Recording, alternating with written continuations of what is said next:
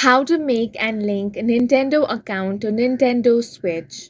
Hi guys, welcome to our channel. Let's begin. First of all, you will need a user account on your Nintendo Switch. Then log into your account. Now select System Settings on Home menu. Then scroll down to highlight Users. Then select the appropriate user account to access the profile settings. Select Link Nintendo account. Now select Create a new account. You have the option to select Send account creation instructions via email to receive steps to link your Nintendo account with a confirmation code. Now visit the Nintendo account website on your PC or smart device to create a Nintendo account.